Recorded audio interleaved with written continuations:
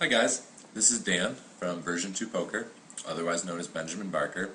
I'm here today with another Instant Upgrades video.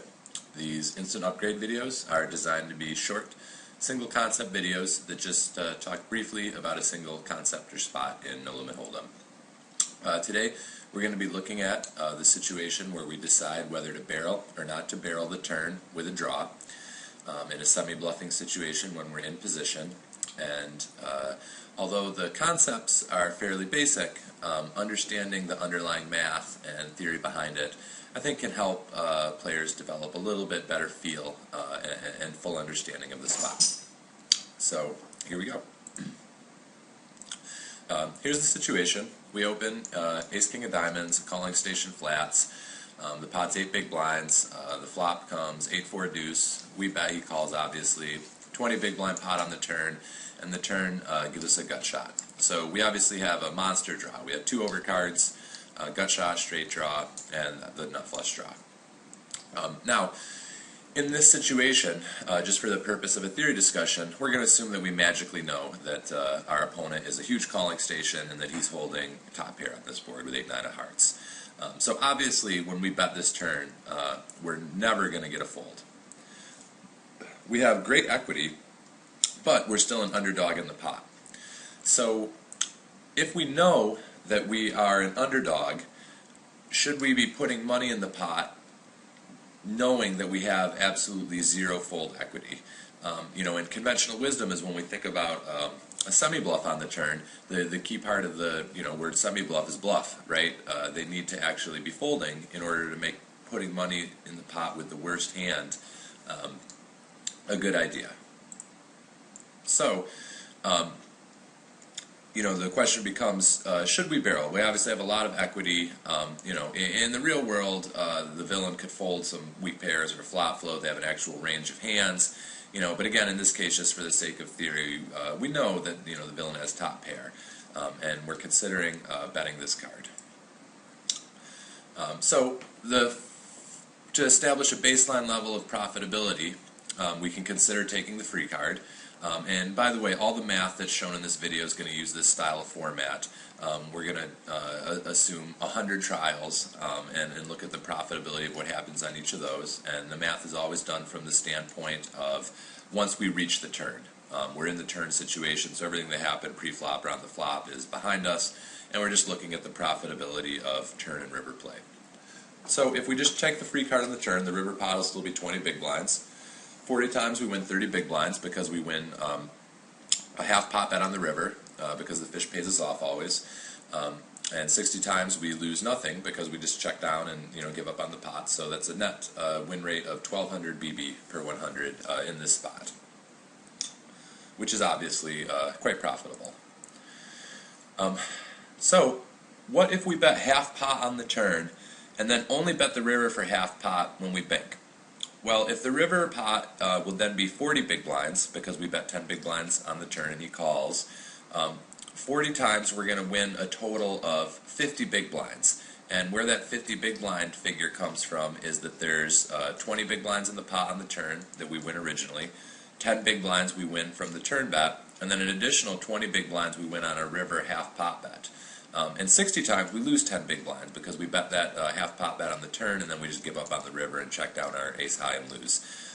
So we can see that actually amounts to a net profitability of 1400 BB per 100 hands, which is more than if we had taken the free card. And this might be a little bit counterintuitive to a lot of players because we're actually showing a higher profit with the turn bet simply because we're getting paid off on the river. And the idea here is that because our implied odds exist on the river and we have such a high equity draw, our turn bet is actually just bloating the pot so that we win more on the river the times that we bank. So by building the pot up and winning more on the river the times that we bank, we actually achieve a higher profit, which is a little bit counterintuitive. In this spot, even though we're an underdog on the turn, it's actually more profitable for us to bet the turn simply to build up the pot so we can get paid off more on the river.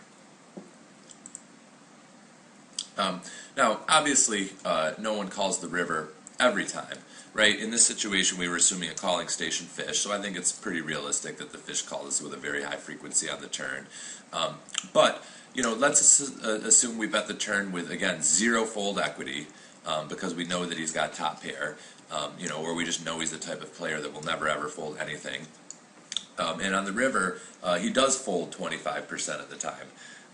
If we run those numbers, we still achieve 1,200 BB profit, which was at least equal to taking the free card. So even if the villain is folding some of the time, again, we're still doing quite well by betting the turn when we're behind, simply because we're building up the pot, and we have implied odds on the river to go with our super, super high equity draw.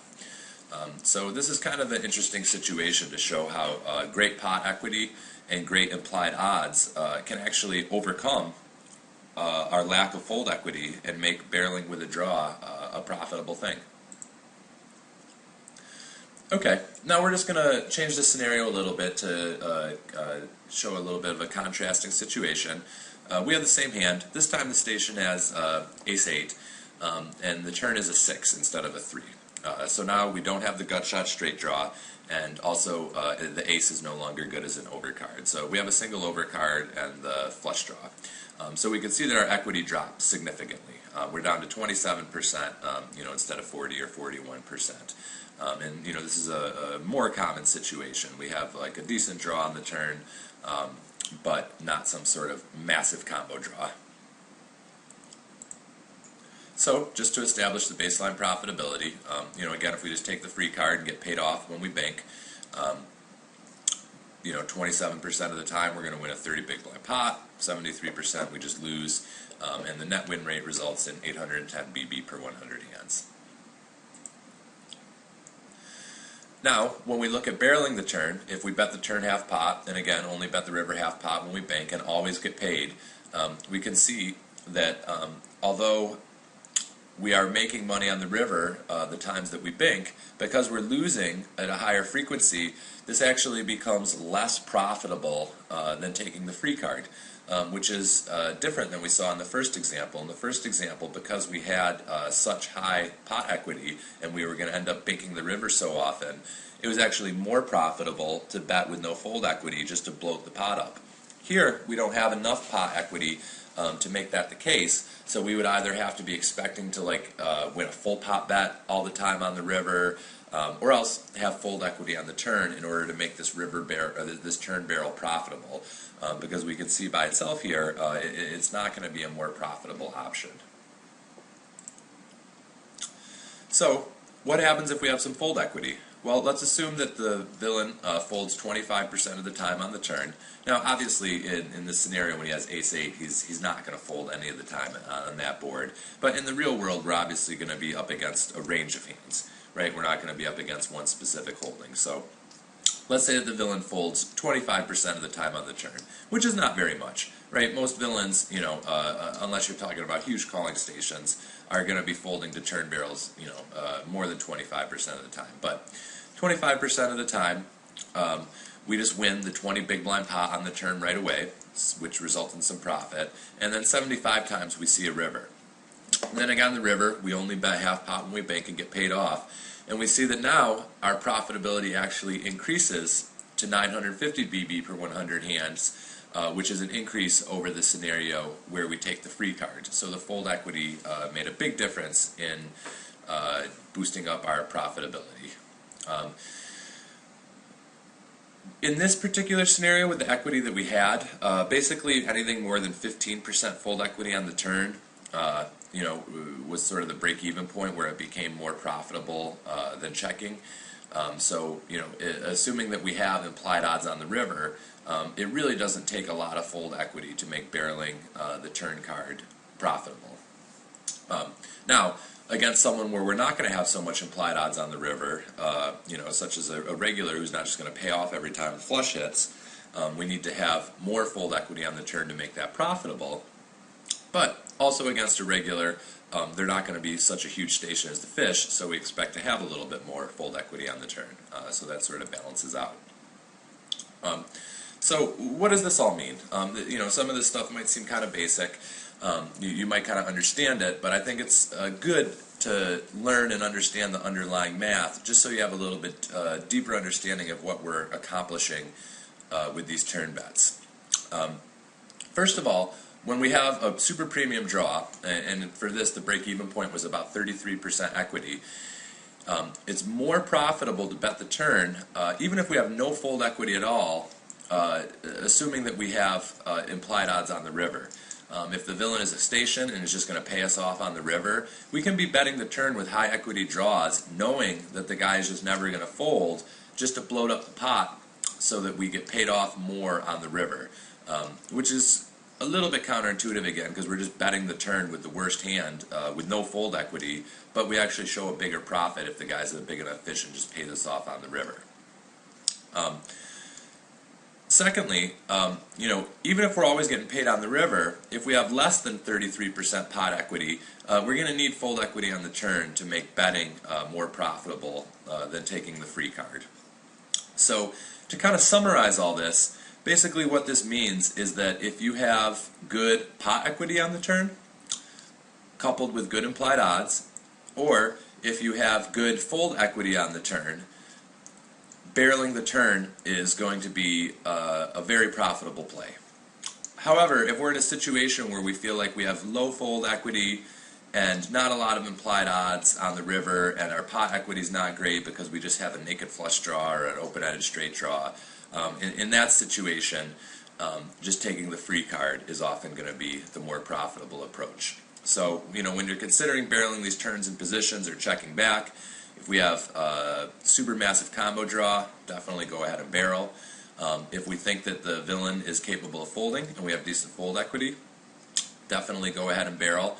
And if we're against a calling station fish, if we just expect that our implied odds on the river are super high, then we can go ahead and barrel as well. And otherwise, we just check back, take the free card, and hope to bink. That's it, guys. Hopefully that helped some of you develop a little bit better understanding of the math behind this situation. I think a lot of people kind of know that, we bet the turn with a draw. That's kind of a standard thing. But hopefully this helped you develop a deeper understanding of how you should be thinking about the spot and what factors we should be weighing and evaluating when we're deciding whether or not we want to make this turn barrel.